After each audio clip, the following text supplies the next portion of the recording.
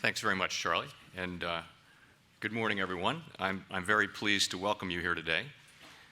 This conference is part of a first-ever public review by the Federal Open Market Committee of our monetary policy strategy, tools, and communications. We have a distinguished group of experts from academics and other walks of life here to share perspectives on how monetary policy can best serve the public.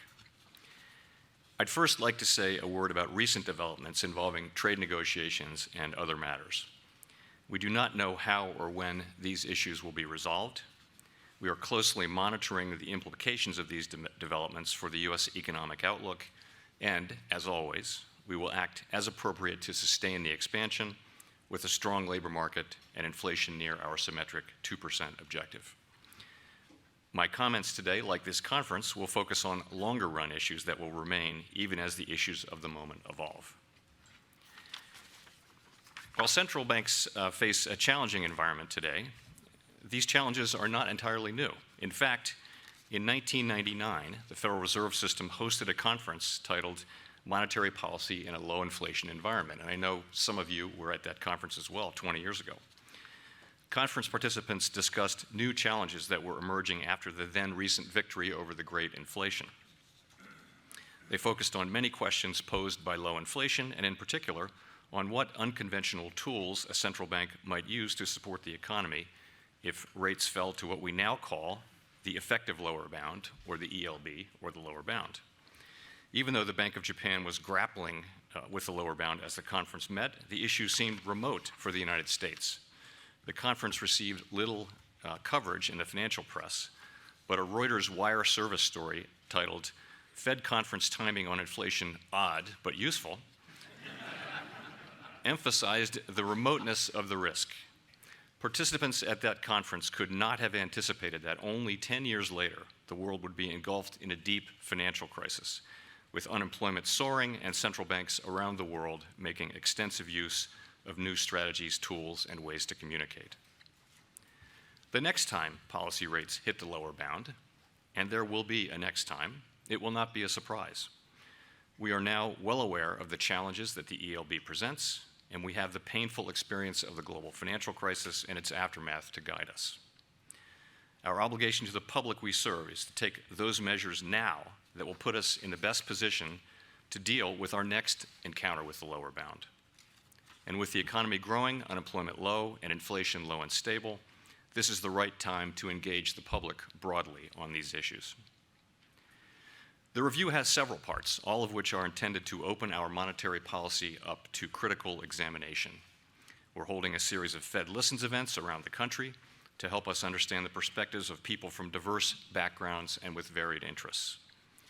This conference and many other engagements will help us bring to bear the best thinking from policymakers and experts. Beginning later this year, the FOMC will devote time at a series of our regular meetings to assess lessons from these events, supported by staff analysis performed throughout the Federal Reserve System. We will publicly report the outcome of our discussions. And in the meantime, anyone who's interested in participating or learning more can find information on the Federal Reserve Board's website. Before turning to the specifics of the review, I want to focus a little more closely on the challenges we face today. For a reference point, at the time of the 1999 conference, the United States was 8 years into an expansion. Core inflation was running 1.4%, and the unemployment rate was 4.1%. Not so different from today. Macroeconomists were puzzling over the flatness of the Phillips curve, the level of the natural rate of unemployment, and a possible acceleration in productivity growth. Questions that are also with us today. The big difference between now and then is that the federal funds rate was 5.2%, which, to underscore the point, put the rate 20 quarter-point rate cuts away from the lower bound. Since then, standard estimates of the longer-run neutral rate of interest have declined between 2 and 3 percentage points, and some argue that the effective decline is even larger. The combination of lower real interest rates and low inflation translates into lower nominal rates and a much higher likelihood that rates will fall to the ELB in a downturn. As the experience of the past decade showed, extended ELB episodes can be associated with painfully high unemployment and slow growth or recession.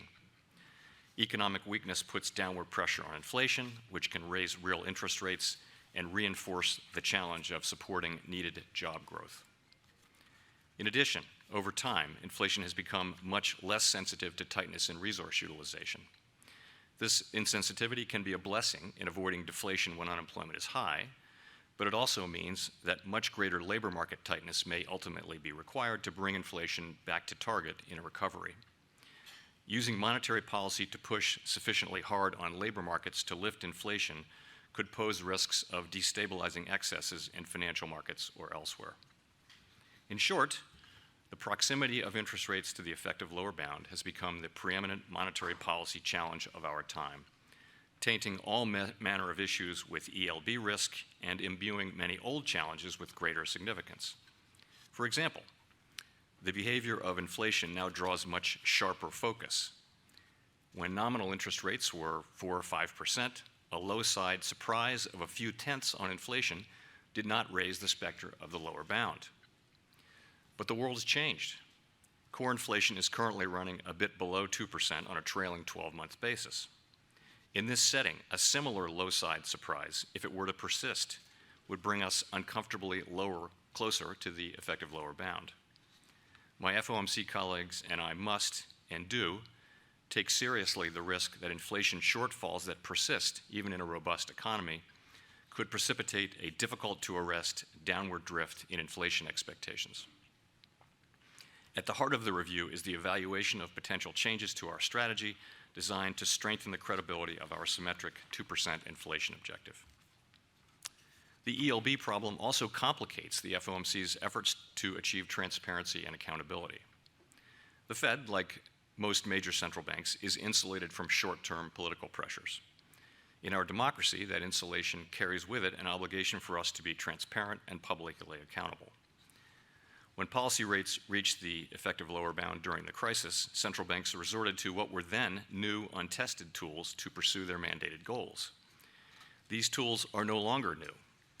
But their efficacy, costs, and risks remain less well understood than the traditional approaches to central banking.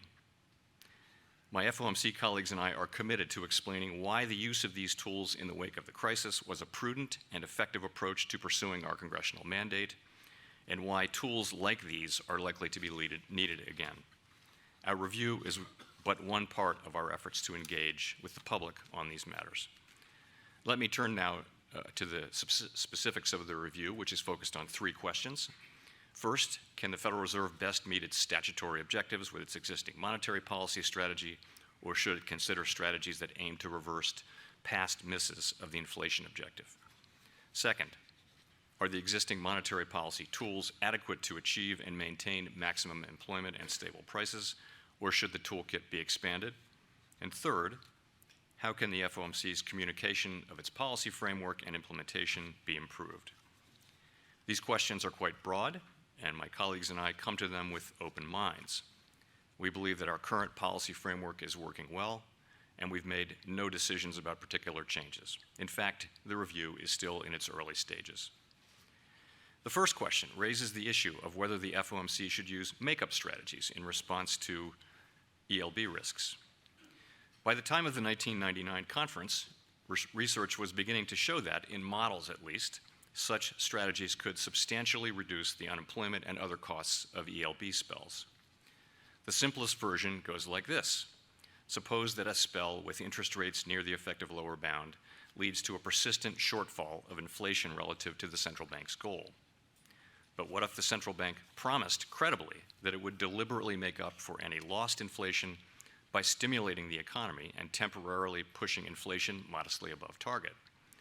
In the models, the prospect of future stimulus promotes anticipatory consumption and investment that could greatly reduce the pain of being at the effective lower bound. Policymakers discussed this reasoning in the wake of the crisis, but neither the Fed nor any other major central bank chose to pursue such a policy. Why? For makeup strategies to work, households and businesses must go out on a limb, so to speak, raising spending in the midst of a downturn. In theory, they would do this based on their confidence that the central bank will deliver the makeup stimulus at some point, perhaps years in the future. This is quite a flattering assumption, And in models, great confidence is achieved by assumption. Despite the flattering nature of the assumption, crisis-era policymakers had major questions about whether their promise of good times to come would really have moved the hearts, minds, and pocketbooks of the public. Part of the problem was that the groundwork had not been laid in advance of the downturn, a problem we could hope to fix well before the next time.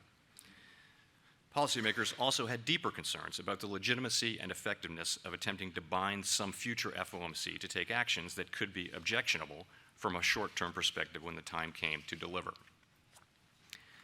Research on make-up strategies has begun to grapple more seriously with the credibility questions, but important questions remain. To achieve buy-in by households and businesses, a comprehensible, credible, and actionable make-up strategy will need to be followed by years of central bank policy consistent with that strategy. The second question asks about the adequacy of the Fed's toolkit for providing stimulus when facing the lower bound. In the United States, we used several different formulations of both forward guidance and large-scale asset purchases of longer-term securities. While views differ on the effectiveness of these policies, with their use, the unemployment rate fell steadily and inflation expectations remained well anchored, outcomes that were favorable overall when viewed against the recoveries of many other advanced economies. My own view is that these policies provided meaningful support for demand, but that they should not be thought of as a perfect substitute for our traditional interest rate tool. In any case, we have a responsibility to thoroughly evaluate what mix of these tools is likely to work best when the next ELB episode arrives. Perhaps it is time to retire the term unconventional when referring to tools that were used during the crisis. We know that tools like these are likely to be needed in some future form in future ELB spells, which we hope will be rare. We now have a significant body of evidence regarding the effectiveness, costs, and risks of these tools, including those used by the FOMC and others tried elsewhere. Our plans must take advantage of this growing understanding as assessments are refined. The third question concerns improving communication, which I discussed earlier from the standpoint of governance and accountability. But transparency also plays a central role in policy effectiveness through its effects on the expectations of households and businesses. Of course, this was the major insight behind the transparency revolution in central banking over the past few decades. Today, central banks publicly share a large and ever-increasing amount of information about policy, but policymakers and commentators inside and outside central banks sometimes question whether all of the transparency adds up to effective communication. The FOMC's dot plot is one example. A focus on the median forecast amounts to emphasizing what the typical FOMC participant would do if things go as expected. But we've been living in times characterized by large, frequent, and unexpected changes in the underlying structure of the economy. In this environment, the most important policy message may be about how the central bank will respond to the unexpected, rather than what it will do if there are no surprises. Unfortunately, at times the dot plot has distracted attention from the more important topic of how the FOMC will react to unexpected economic developments. In times of high uncertainty, the median dot might best be thought of as the least unlikely outcome. Let me conclude by saying that I look forward to our discussions here and to the ongoing work of the review that lies ahead.